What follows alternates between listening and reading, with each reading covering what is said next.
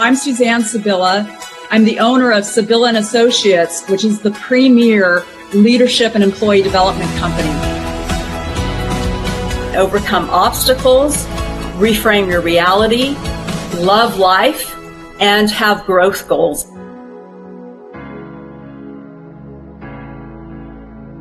Change and shift your energy. Pivot.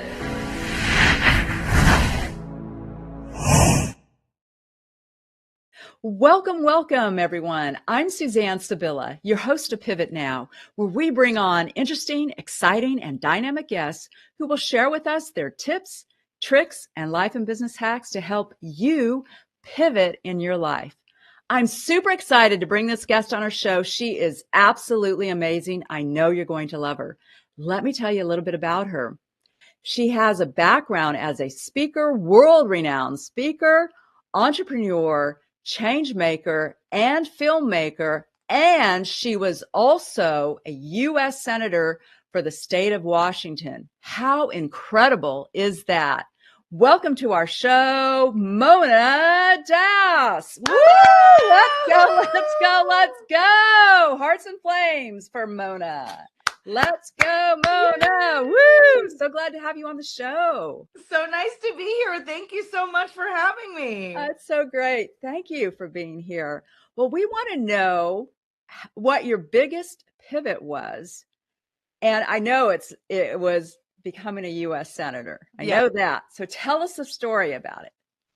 Oh, thank you so much for having me. It's so wonderful to be here and to be connected with your audience. I'm just so excited to share my story about pivoting. And I will say, I'm like the pivot queen. I always say, hey, I'm the pivot queen. That's my name, pivot queen. That's why we love each other so much. I mean, I will say, I kind of have said in the past, like I have reinvented myself so many times. Back in the day, it was Madonna that used to reinvent herself, and now it's sort of like Taylor Swift. And so I feel like I've just reinvented myself so many times because, truthfully, I just get bored and I need to do new things. So this particular pivot that I'm going to talk to you about today was how I became a state senator for the state of Washington. I have a crazy beginning because my family came to America from India when I was 8 months old with $6. Wow. So to be an immigrant to this country with such little humble beginnings, to then become a senator for the state of Washington, and my legacy is the amount of bills that I passed and the type of bills that I passed. So I passed 28 bills in 4 years. Oh my gosh. Incredible. Is kind of unheard of. Some of my colleagues passed 0 or 1 a bill a year, and I was passing, 6 or 8 bills a year. So, and I will say that my most proud accomplishments were that I banned plastic bags for the state of Washington. I also banned styrofoam and all single-use plastics. And my legacy part of that is that our bills were, because Washington state is so incredibly progressive, that we get these bills passed, that many of my bills or parts of my bills have now been implemented in California and Oregon and Hawaii and New York and Illinois. And so that legacy of the work that we did is now being duplicated in multiple other states and will continue, I believe, until we get these laws passed federally, which would be so exciting. So that's sort of my most prized accomplishments of being in the Senate. But let me tell you how I got there, because the story is even more awesome. So I don't know about you, but I do my best thinking in the shower. Yes, me too. Many people wonder why. And I will tell you, it's Oprah Winfrey that shared that I heard one time, where she says that it's complete sensory deprivation. So when you're in the shower, typically you're in there alone. You have your dogs and your pets and your spouse and significant other or children or other people in the shower with you. So it allows that freedom of time and space.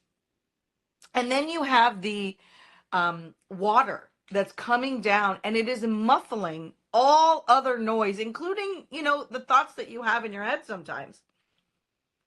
And so that idea of that complete sensory deprivation is why many of us do our best thinking in the shower, because it is that time and space that you have to like kind of let your thoughts roam. So this idea came to me in the shower, and I was visiting my brother at the time, and I got out of the shower and I said to him, I'm going to be a senator. Wow. And we just laughed. I was with his girlfriend, now my sister-in-law, and we just laughed because I'm so very classically Indian. Half my family are doctors, the other half are engineers. And so for me to even utter this word that I was going to be a senator was absolutely preposterous and ridiculous and made no sense. But I'll tell you, Suzanne, it's that dream that I had. And I know we have them. I call them BHAGs, big, hairy, Yes. audacious goals. Mm-hmm. And there's those dreams that we put on the shelf because,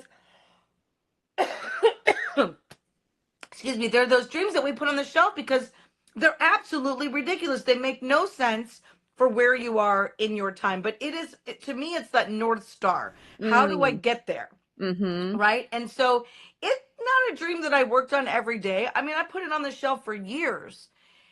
And one day, many years later, I'm walking my dog. And my dog Cleveland actually had more energy than me, believe it or not. And when we would stop, if we would stop for any reason, he would bark and pull on the leash, like, let's go, let's go, let's go. And this one particular time, I'm walking down my street and I saw a sign. It was literally a yard sign. And it said, Pramila Jayapal for Senate. And I will tell you, looking at that sign, Suzanne, I knew four things immediately. I knew one, she was Indian. I knew second, it was a woman. I knew third, that it said Senate. And I knew fourth, and most importantly, I knew in that moment, if she could do it, I could do it. And this is why I believe representation truly matters, because you cannot be it if you do not see it. So true. That And that in gets a flame. That gets a flame. Flame in a and in heart. That's and in yeah. this moment, I Yep. knew that. And that's why Mm-hmm. representation matters. And that's why I speak on, any podcast I'm invited to. Thank you for inviting me to your show, because I want this story to get out there. I want more people to see someone that looks like me as an elected leader, as a politician, because most politicians, let's be clear, look the exact opposite of me. Yeah. And so in that moment, Cleveland is barking and pulling, and I probably was there for maybe 3 minutes, maybe five, maybe it was 30 seconds. I don't know. But I was crying. No, actually, I was bawling because I did not think my dream was possible. That my crazy dream, my BHAG, I didn't even think it was possible until that moment. And that moment was life changing for me. And now Pramila is obviously, a good friend of mine, and she's actually now a congresswoman in DC, and she's doing really great things, and we've remained friends. But that moment of that representation truly mattering. And I want to tell you the end of this story because it's absolutely so profound and so powerful. I mean, I cannot believe you can't make this up. You just can't make this stuff up. So I get to Olympia. Not only did I run many years later, it wasn't right away. I I found out that there's all these training programs for women to run for office.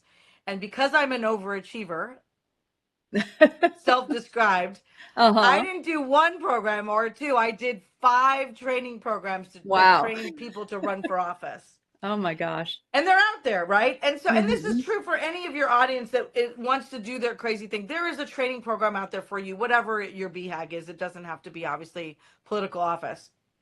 And so not only did I decide to run, not only did I win, but I actually flipped a seat. And for those of you not in politics, it is extremely difficult.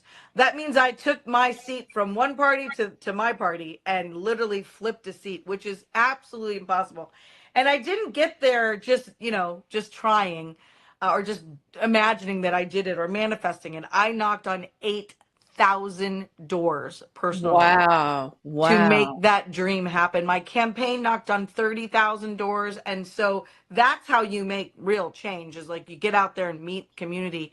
And in my community, it was so important for me because in my community, there was 138 languages spoken in my district, in the school district, and I knew that there are little Monas out there, right? Little tiny Mm. immigrants that came from other countries that also didn't see themselves in political or any kind of leadership. I didn't see myself in any kind of leadership role for years, right? And so that's to me why it's so important for folks like me to get out there and share our stories, because I want to give hope to the next generation, or even my current generation, that they can still live their dream. I mean, I ran for office when I was in my 40s, and many people, don't get into politics until later in life. So it's always possible, whatever your That's dream such is, a no great matter story. I how old you love are. this story. It's such an amazing story and so inspirational and so motivational as well.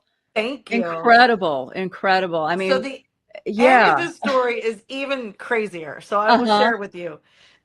So because my last name starts with D, there were 6 new of us, but I got to pick first as I was alphabetically, you know, in the front. So I got to view all the 6 offices, and I will tell you the funniest thing, we actually picked the smallest office. And the reason is, I was with my chief of staff at the time, and the reason is because our capital in Olympia, which is our state capital, looks very much like the Washington, D.C. Capitol. There's a dome, the House is on the right, the Senate's on the left, and we picked the office that had the view of the dome, because we knew that there were going to be super duper really really hard days, and we wanted to be reminded of that dome, which represented to me all the constituents that voted for me, that sent me to Olympia, and the ones that didn't send me there, even the ones that couldn't vote, because they were immigrants, or they were on the political opposite side. I mean, I was there to represent my entire district, not just my political beliefs, right? So I really really really wanted to see that office. And so here's where it came. So about 2 weeks into our being in our office, somebody came into my office and said, "Oh my gosh, that's so amazing that you're in this office. It's Pramila Jayapal's old office." Oh, wow. Wow. That is amazing. You Oh can't my even gosh. plan this. You That's can't like, my, wow. you you can't even make this up. Like, you can't even plan it, right? Like, I had this dream whatever 10 years or so before, see this woman's sign, and now I'm in her, she used to be in the state senate obviously before she went to Congress, and so now I'm in her old office, and it's just like, this is the point of the story, which exactly your reaction, Suzanne. It's like your jaw drops, the hair on your arms raise, and it usually brings me to tears, because I still can't believe that you can't even, and I'm a big manifester, I call it manifesting, and I love it.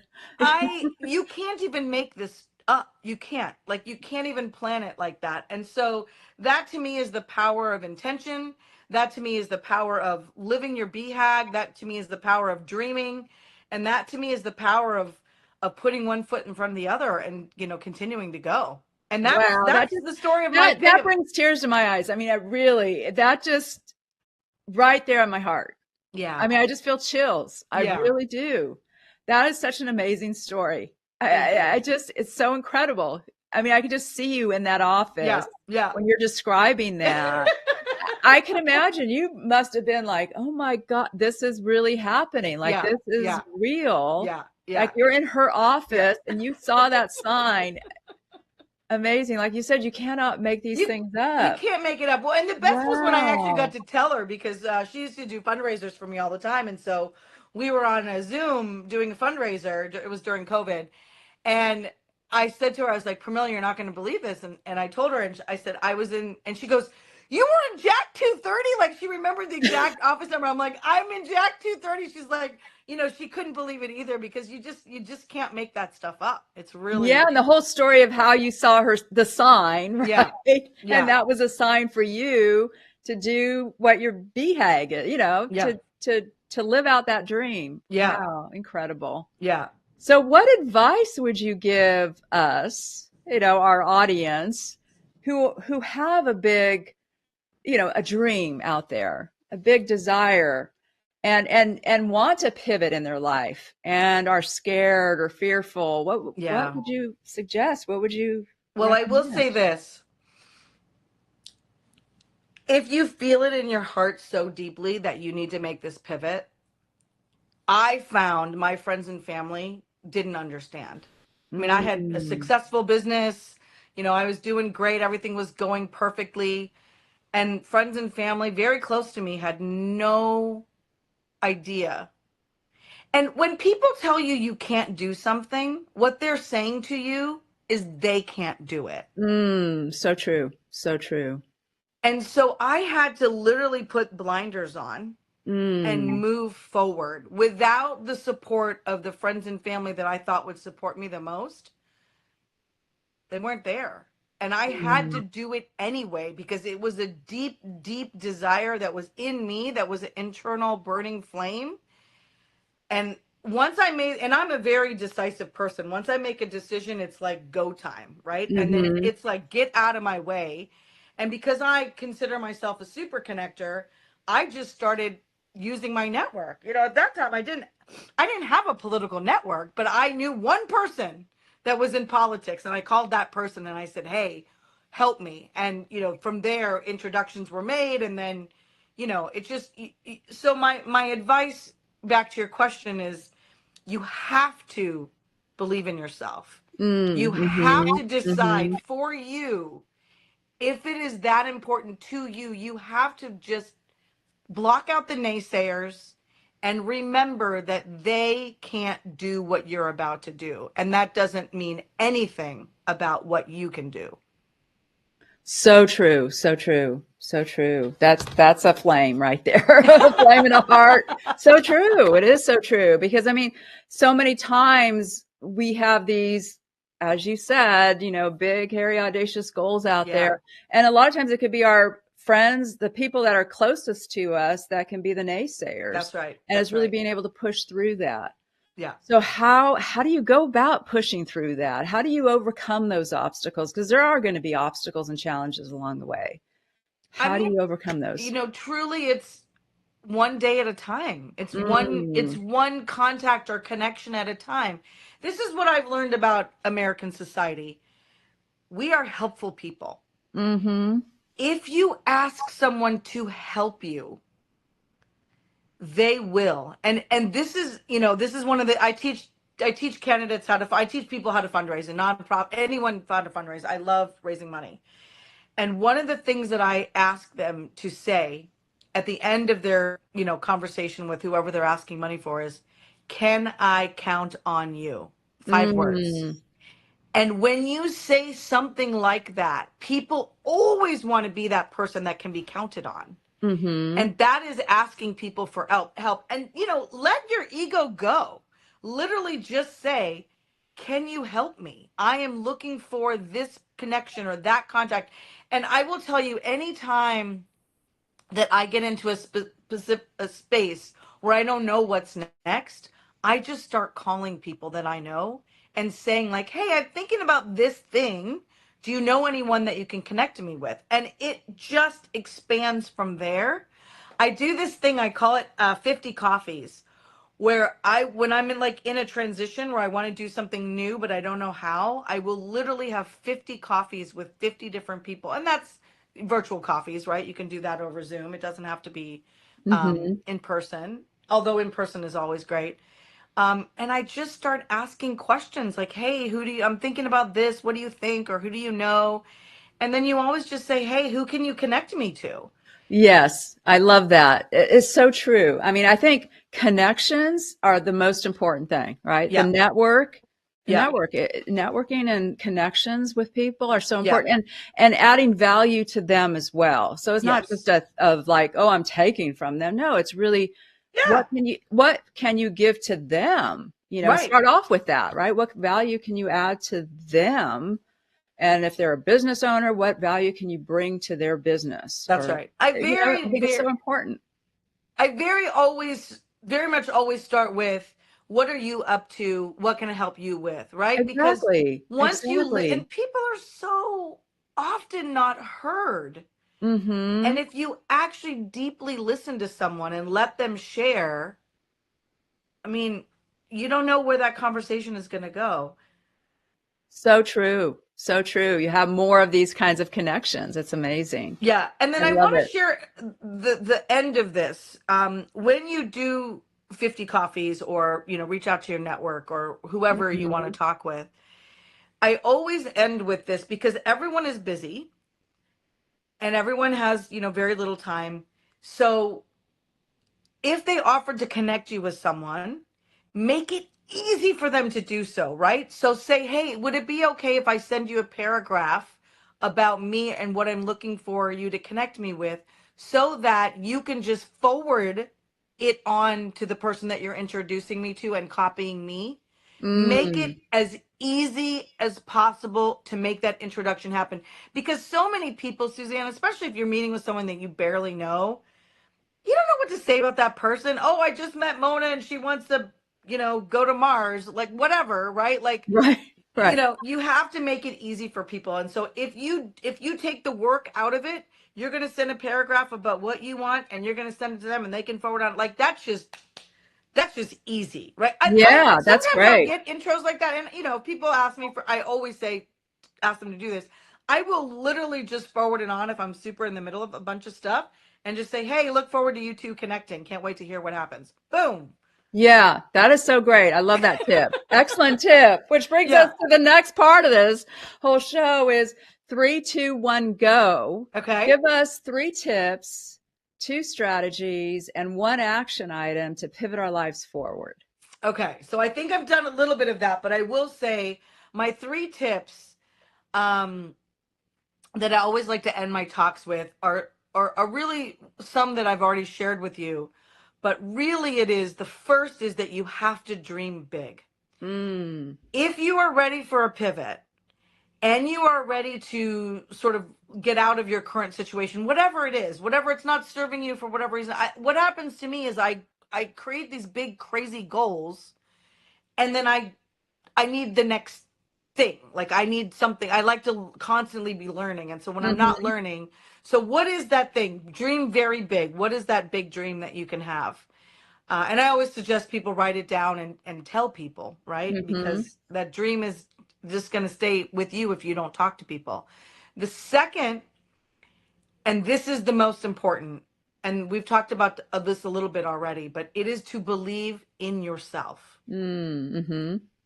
Whatever stuff you need to remove and shed layers of doubt and uncertainty and fear and whatever work you need to do on yourself so you can get to the point where you do believe in yourself. I was so determined when I was running for office. I mean, people would say, oh, you can't do it. It's impossible to flip a seat. He's so well liked. He's this, he's that, he's the other thing. I mean, because you can imagine the person I ran against looked the exact opposite of me, right? And Mm. and so nobody thought I could do it. And I always joke that there were 12 people in the state of Washington that thought I could do this. And luckily, one of those was me. I knew I could do it if I put my heart, mind, body, and soul into it. And so believing in yourself is absolutely critical. The Mm-hmm. third, and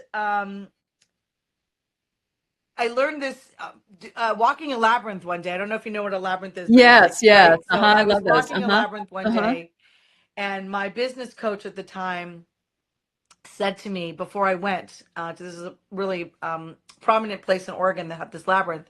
She said, start with a question. When you start to walk the labyrinth, start with the question. So I was like, at that point, I was like, just graduated from grad school. I was like, what do I want to do with my life? What's next? What's next? What's next? And while I'm walking the labyrinth, and this is in the desert in Oregon, uh, a burr got stuck on my heel. And I just kept saying to myself, keep going, don't stop, like just keep going. And so that was the mantra I was like giving to myself. And I got to the end and I was still saying, keep going.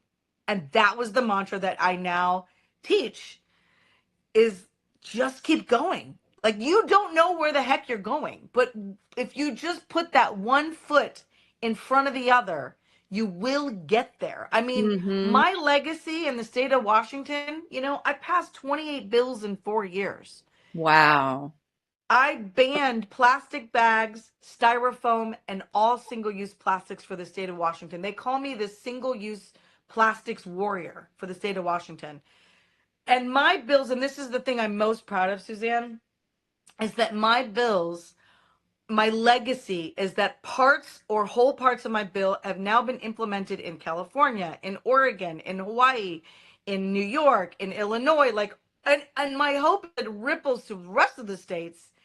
And my hope is that it, does these laws become federal laws soon, because that is how we sustain ourselves, by removing, and we all know about microplastics and how bad they are for us now. And that's my legacy, and I wouldn't have been able to do any of those things had I given up, had I Mm. had I had I let the fears creep in, had I let the naysayers creep in, had I let friends and family that said you can't do it in, and if I hadn't just stayed steady and kept that mantra of keep going, if I hadn't done that, none of that would have happened. So Wow. So what's the yeah, one those are my action item we three. could, yeah. So what is the one action item we can take to pivot our lives forward? I think my one action item to share today is to tell someone your BHAG. Tell someone your big Mm. crazy audacious dream, because it doesn't serve us when it's in our head and we don't say it out loud, because we have our own self-doubts that come in. And my hope is that everyone that's listening to this today tells one person their big crazy dream, no matter how crazy it sounds. I became a senator because I said it out loud. Cool. I love it. I love it. I love it. Yay. Let's go. Let's go. Woo, woo, woo. So is there anything else you would like to add to our show? Anything about your I business or what you do? Or, Yeah, I do. yeah. We didn't talk about the movie that I made. So Oh, wow. after Yeah. I left Tell us. office, I wanted to, believe it or not, I wanted to make bigger impact than the impact that I was making. I knew that I was put on this planet to make larger impact than that. And what I was doing was great and awesome, and I loved it. And I wanted to make bigger change. And for me, I wanted more little Monas out there. And so what I did was I made a movie. It's called Badass Women Doing Kick-Ass Shit. I I don't know if you have love to it. bleep that out. Let's go. Let's go. Woo. I love that title. And this movie in particular is about 8 women of color around the country that ran for office.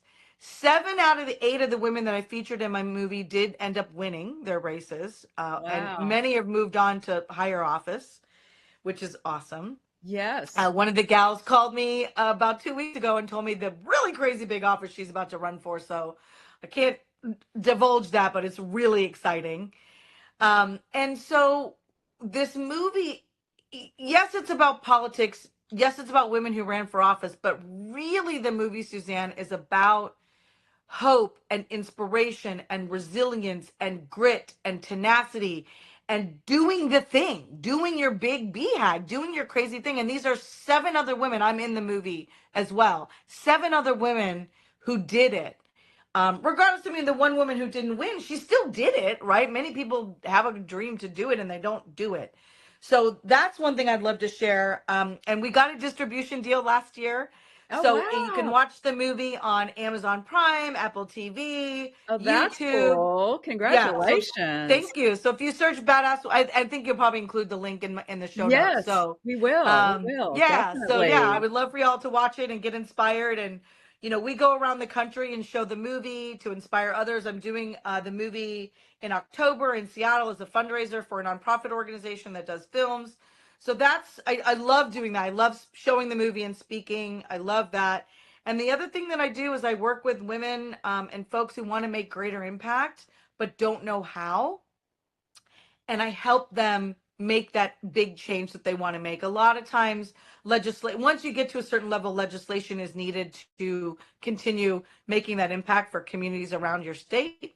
And that's something I'm uniquely qualified to do, since I got 28 bills through the Senate, the House, and the governor's desk to sign into law. I know a little bit about how to do that. Yeah, I think you do. That's amazing. Absolutely. Well, thank you so much for being on our show. We really appreciate you and all that you've done. I mean, 28 bills, that's amazing. Absolutely amazing. Such an inspiration, such a motivation for all of us. Thanks again, Mona. We really Thank you appreciate so you. much for having me. It was Yeah, lovely to be with you today. Thank thank you. you. And to our audience watching, we thank you for being on our, watching our show every Tuesday, 10 o'clock Pacific time, 1 o'clock Eastern time. Live life abundantly. You can live your best life. Pivot now. Change and shift your energy. Pivot